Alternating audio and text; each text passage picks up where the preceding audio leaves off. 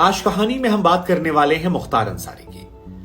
वो मुख्तार अंसारी जो पूर्वांचल की भूमि से आता है, वो भूमि जिसके बारे में कहा जाता है कि यहां से अफीम, अपराध और आईएएस ये तीन खूब निकलते हैं। वो मुख्तार अंसारी जिसके दादाजी एक जमाने में महात्मा गांधी बापू के साथ काम करते थे और 1926 में कांग्रेस के प्रेसिडेंट बन गए।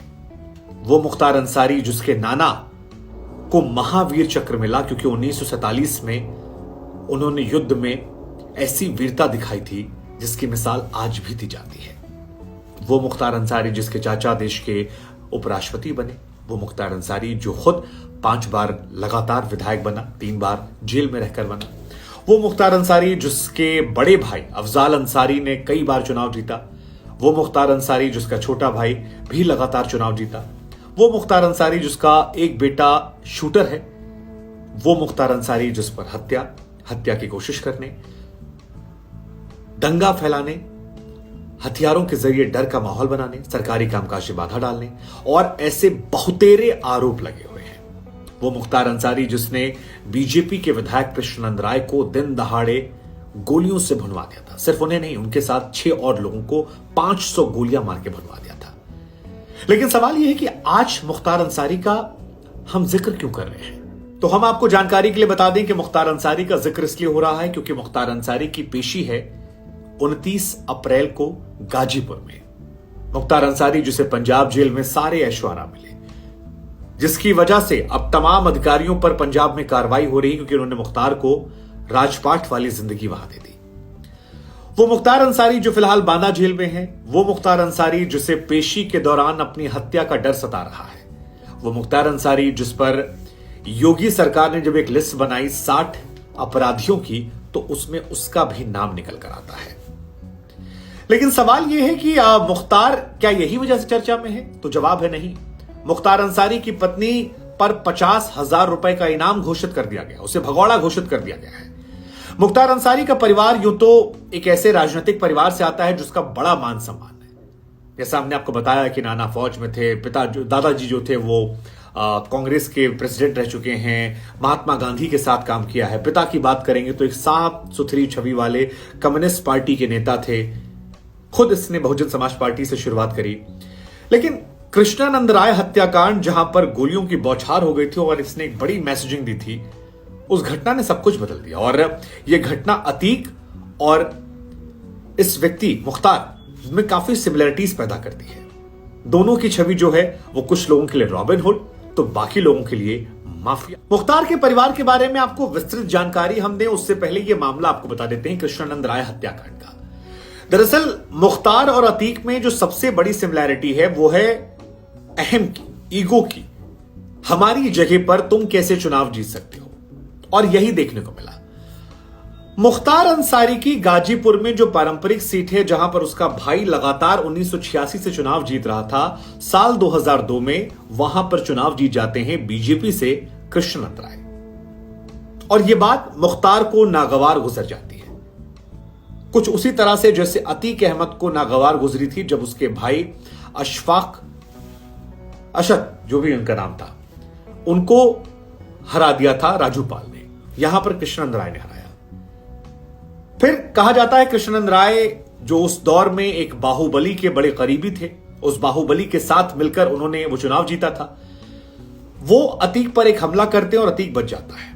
और इसके बाद अतीक अहमद उनसे बदला लेने की ठानता और फिर जो कुछ हुआ वो आज तक लोग भुला नहीं पाए।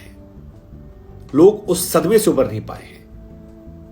एक विधायक जो टाटा सुमो गाड़ी, जिसे बुलेट प्रूफ गाड़ी कहा जाता है, उस दौर में थी, उस गाड़ी को एक कार्यक्रम से जब वो लौट रहे थे तो बीच सड़क पर रोक लिया जाता है। चारों तरफ से रास्ता जो था वो आने जाने का था नहीं, दाएं बाएं का। और इसके बाद 1 2 3 4 100 200 300 नहीं बल्कि 500 गोलियां उस गाड़ी पर दाग दी जाती है। एक ऐसा शूट आउट जिसे लोग भुला नहीं पाए। 500 गोलियां दाग दी गई ताकि अंदर जो लोग हैं वो जीवित ना बचे। और एक आदमी नहीं मरा बल्कि कृष्णानंद राय समेत 6 और जो लोग थे, कुल मिलाकर 7 लोग, 7 की मौत हो जाती है। 7 की लाश जो है वो छलनी हो जाती है। और ये कहा जाता है कि ये 500 गोलियां इसलिए नहीं मारी गई थी ताकि वो मर जाए। ये 500 गोलियां इसलिए मारी गई थी ताकि एक पॉलिटिकल मैसेज चला जाए कि तुमने हमारे खिलाफ चुनाव लड़ा, तुम चुनाव जीते, तुम हमें चैलेंज कर रहे थे, हमारी हुकूमत को चैलेंज कर रहे थे, हमने तुम्हें तुम्हारे इलाके में, तुम्हारे विधायकी क्षेत्र में, तुम्हारे लोगों के बीच में आकर 1-2 नहीं 500 गोली मार दी है।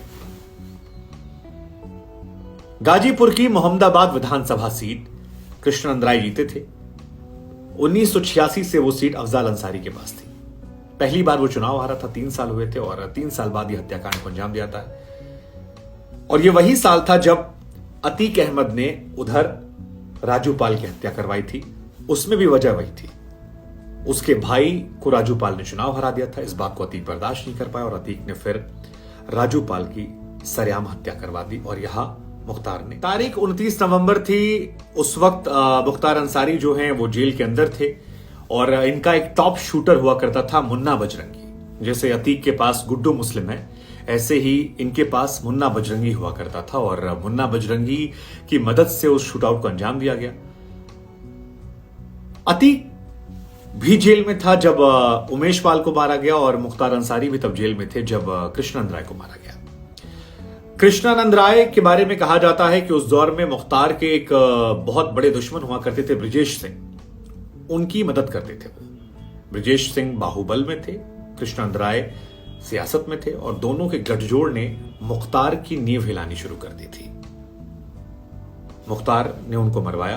हालांकि मुख्तार जो है वो बीते 18 साल से जेल में है और आपको जानकर हैरानी होगी कि 18 साल से जेल में बंद रहते हुए भी उनके खिलाफ हत्या के खाली, जिसमें गाजीपुर, वाराणसी, मऊ, आजमगढ़ 8 मामले दर्ज हैं जेल के अंदर रहते हुए। और इस मामले में भी ऐसा ही था। यहां तक कि आपको जानकर हैरानी होगी कि इस पूरे मामले के जो गवाह थे उनको भी मुख्तार अंसारी ने मरवा दिया। और सिर्फ यही नहीं, इस मामले से जुड़े जितने भी लोग हैं उनको लगातार वो किनारे करते गए।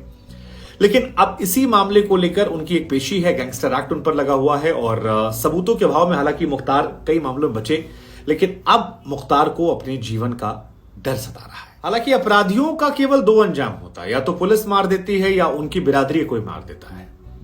मुन्ना बजरंगी, जिसके बारे में कहा जाता है कि मुख्तार का राइट हैंड था, सारे शूटआउट को अंजाम दिया, 2018 में बागपत जेल में उसकी हत्या कर दी गई थी। अतीक अहमद की हत्या कर दी गई। अतीक ने भी कभी कहा था कि या तो पुलिस वाला मारी या हमरे बिरादरी कोनो मार दी।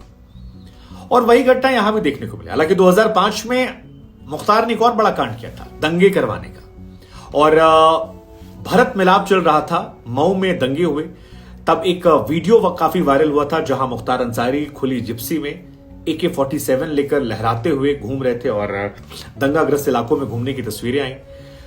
मऊ दंगों के बाद जो तस्वीर थी सोशल मीडिया पर वायरल हुई और उसके बाद मुख्तार को गाजीपुर में मुख्तार ने खुद सरेंडर कर दिया था अक्टूबर के महीने में। और उसके बाद से बीते 15-18 सालों में वो जेल में है। जेल से ही पूरा अपना सिस्टम जो ऑपरेट करते हैं। 3 बार जेल के अंदर रहकर वो चुनाव जीत चुका है। पहले भी जेल में था तब भी चुनाव जीता, बाद में भी जेल में गया तब भी चुनाव जीता। लेकिन अब सोचने वाली बात यह कि मुख्तार अंसारी क्या फैमिली बैकग्राउंड ऐसा ही है? तो जवाब है नहीं। हमने आपको शुरू में कहा था कि पूर्वांचल के इलाके में 3 चीजें फेमस हैं, अफीम, अपराध और IAS। और इनके परिवार के लोग जो हैं वो भी अच्छे सभ्य भले परिवार। मुख्तार के परिवार की बात की जाए तो गाजीपुर में मुख्तार के परिवार को प्रथम राजनीतिक परिवार के तौर पर जाना जाता है। मुख्तार के जो दादाजी हैं उनका नाम है डॉक्टर मुख्तार अहमद अंसारी और साल 1926 से लेकर 1927 के बीच में डॉक्टर मुख्तार अहमद अंसारी जो हैं वो कांग्रेस के प्रेसिडेंट थे। डॉक्टर साहब जो हैं वो महात्मा गांधी जी के साथ देश की स्वतंत्रता में भूमिका निभा रहे थे और ये उनका पोता है।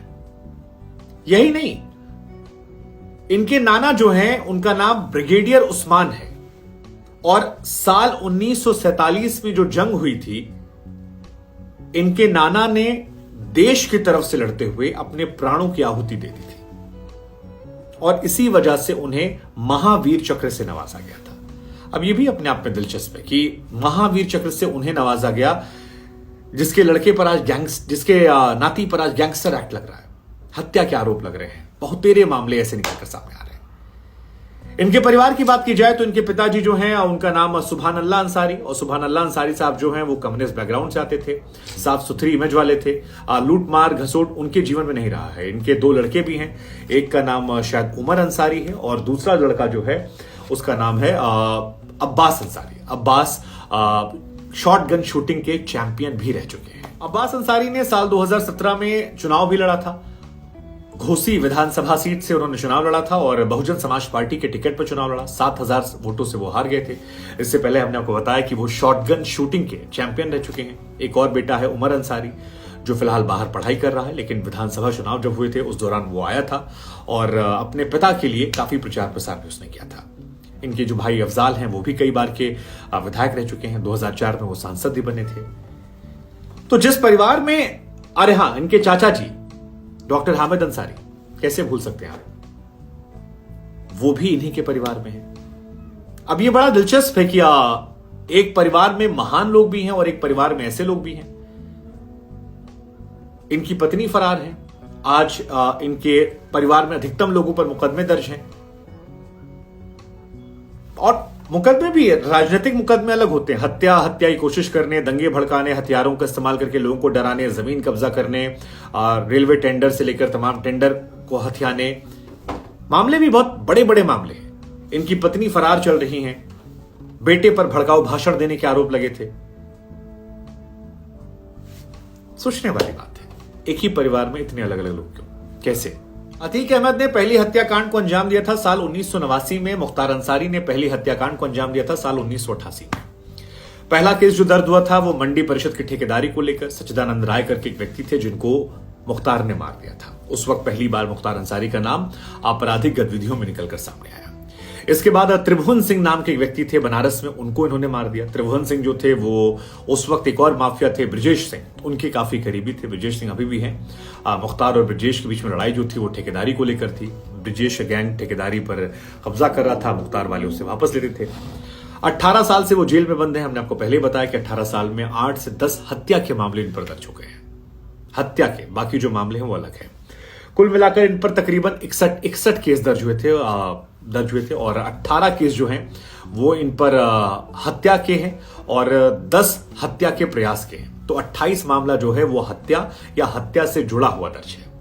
लेकिन सिर्फ ये मामले यहीं तक नहीं है। इनके ऊपर टाडा लगा है, इनके ऊपर गैंगस्टर एक्ट लग चुका है, इनके ऊपर NSA लग चुका है, इनके ऊपर आर्म्स एक्ट लग चुका है, इनके ऊपर मकोका एक्ट लग चुका है। हालांकि मुख्तार अंसारी के ज्यादातर मामले जो हैं उनमें या तो गवाह मर गए, गवाह ने बयान बदल दिया, या वकील ने पैरवी करने में कमजोरी कर दी और इसका असर यह हुआ कि कई मामलों में ये बरी हो गए। लेकिन समय बदला और अब मुख्तार अंसारी के बारे में आपको एक बात और बता दें कि 1995 में पहली बार ये कम्युनिस्ट पार्टी से चुनाव लड़ते हैं, चुनाव हार जाते हैं। कम्युनिस्ट पार्टी इसलिए क्योंकि इनके पिता जो थे सुभान अल्लाह अंसारी वो भी कम्युनिस्ट पार्टी से थे, इसलिए भी कम्युनिस्ट में आते हैं। फिर 1996 में ये बसपा चले आते हैं और बसपा में जिला अध्यक्ष बना दिए जाते हैं। उसी साल बसपा इनको टिकट देती है और ये चुनाव जीत जाते हैं। फिर 2002 में और 2007 में निर्दलीय चुनाव लड़ते हैं, जीत जाते हैं। वहां से लेकर ये लगातार 2017 तक चुनाव जीतते हैं। 2007, 2012 और 2017 तक चुनाव जीतते हैं। पिछला चुनाव जो था 2022 में अपनी राजनीतिक विरासत जो है इनके बड़े बेटे अब्बास अंसारी, उसको ये दे देते हैं और अपना फिलहाल ये बाकी चीजें फोकस करते हैं। हालांकि योगी सरकार ने इन पर कब्जा जो है वो शुरू कर दिया है और इनकी 448 करोड़ की संपत्ति है वो अब तक जब्त हो चुकी है। इनकी पत्नी अफशा अंसारी जिन पर 50,000 रुपए का इनाम है वो उनकी प्रॉपर्टी है। अब्बास अंसारी की प्रॉपर्टी है। भाई सिबतुल्ला और ये जो है अफजाल अंसारी, इनकी प्रॉपर्टियां हैं। यूपी के अलावा 127 करोड़ की बेनामी संपत्तियां हैं जिस पर कब्जा कर दिया गया और लगातार जो है वो कार्रवाई हो रही है। 83 गैर लाइसेंसी हथियार इनके कब्जे कर लिए गए हैं और कई ऐसे मामले हैं जिन पर अब बहुत कायदे से पैरवी की जा रही है और उसमें इनकी मुसीबतें जो हैं वो बढ़ती जा रही हैं। उसी एक मामले में 29 अप्रैल को इनकी पेशी है जिसको लेकर इनको डर लग रहा है कहीं गाड़ी ना पलट जाए या कोई आकर इनको मार ना जाए। फिर याद कीजिए, अपराधी का अंजाम वही होता है, या तो पुलिस वाले। लेकिन इस पूरी कहानी में जब आप पलट कर देखते हैं तो अतीक अहमद और मुख्तार में 3-4 चीजें कॉमन है। एक कॉमन यह है कि अतीक अहमद और मुख्तार दोनों जो हैं वो अपनी अपनी कम्युनिटी में काफी पॉपुलर है।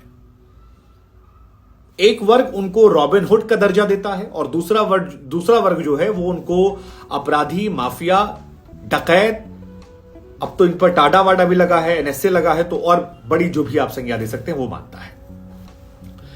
उसकी एक वजह यह हो सकती है कि रॉबिन हुड की छवि इसलिए आती है कि आपने किसी आदमी से 10 रुपया ले लिया, छीन लिया, आपने रेलवे का टेंडर छीन लिया 2 आदमी को मांग के, 10 रुपया में 7 रुपया 8 रुपया आपने अपने पास रखा, 2 रुपया लोगों में बांट दिया।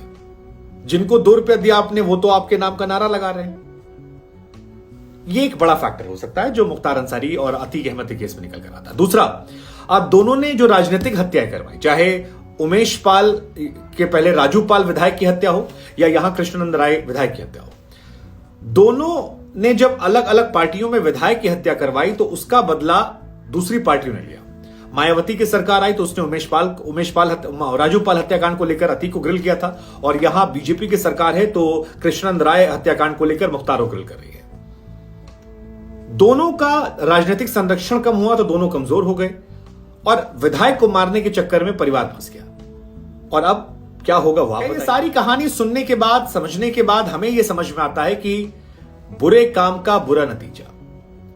आप जितने भी बाहुबलियों का इतिहास उठा लीजिए, कोई भी, श्री प्रकाश शुक्ला से लेकर जो लगातार बाहुबल में फंसा रहा और खासतौर पर जिन्होंने ये सरकार में रहते लोगों को मरवा दिया, उनका हश्र एक ही हुआ है जो अतीक अहमद ने बहुत पहले कह दिया था कि या तो हम में पुलिस मारी या हमरे बिरादरी कोई मार देगा। लेकिन मुख्तार अंसारी केस में जो सोचने वाली बात है वो ये है कि अतीक अहमद के केस में पिता तांगे वाला था, गरीब परिवार से आता था, पैसा नहीं था, बाहुबल चाहिए था, सारी चीजें थी। मुख्तार के परिवार में ऐसा नहीं था। मुख्तार के परिवार में नाना देश के लिए कुर्बान हो गए थे, महावीर चक्र मिला है, दादाजी महात्मा गांधी के साथ देश की आजादी में लड़े, कांग्रेस के प्रेसिडेंट रहे, चाचा देश के उपराष्ट्रपति रहे, पिताजी खुद एक सीधे साधे व्यक्ति रहे और जिन्होंने कम्युनिस्ट पार्टी के लिए काम किया। वो ट्रांसफॉर्मेशन समझना बड़ा जरूरी है कि वो क्यों हुआ और उसका असर परिवार की आने वाली पीढ़ियों पर क्या होगा, वो देखने वाली बात है। ये कहानियां सुनने में आपको फैसिनेट कर सकती हैं, रोमांचित दे सकती हैं कि इतनी ताकत है, लेकिन बुराई की उम्र छोटी होती है। अगर ये आप नहीं समझेंगे तो आपका भी हश्र वही होगा जो श्री प्रकाश शुक्ला, अतीक अहमद या अब मुख्तार को डर सता रहा है।